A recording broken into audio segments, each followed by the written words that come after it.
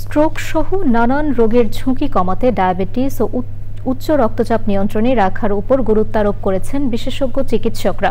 রংপুরের কাউনিয়ায় অনুষ্ঠিত স্বাস্থ্যসেবা ক্যাম্পে বিশেষজ্ঞ চিকিৎসকদের চিকিৎসা ও পরামর্শ পেয়ে সন্তোষ প্রকাশ করেছেন প্রান্তিক পর্যায়ের রোগীরা। এহসানুল হক সুমনের ভিডিও চিত্রে মেরিনা লাভলি রিপোর্ট। শ্রমজীবী কৃষক সহ প্রান্তিক পর্যায়ের রোগীদের উন্নত চিকিৎসা সেবা দিতে রংপুরে বিনামূল্যে স্বাস্থ্যসেবা ক্যাম্প হয়েছে।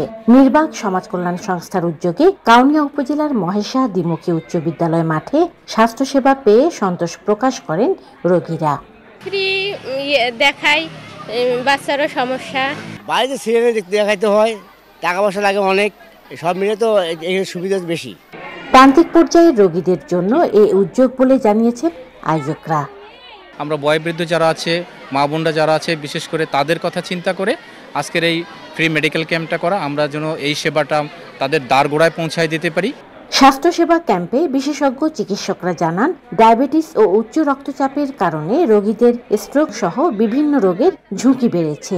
এই যে যেমন স্ট্রোকের যে ঝুঁকি বেড়ে যাচ্ছে, এই জায়গাটা অন্ধকারে রয়ে যাচ্ছে সমাজে আর কি। কেউ বুঝতে পারতেছে না যে গোপনে গোপনে এরকম সমস্যাগুলো মাথা চাড়া দিচ্ছে। আমরা চাই যে আমাদের ভালো চিকিৎসা সেবা উন্নত আরও করতে চাই, আমরা কিভাবে বেটার করা যায় সেইভাবে আমরা কাজ করছি।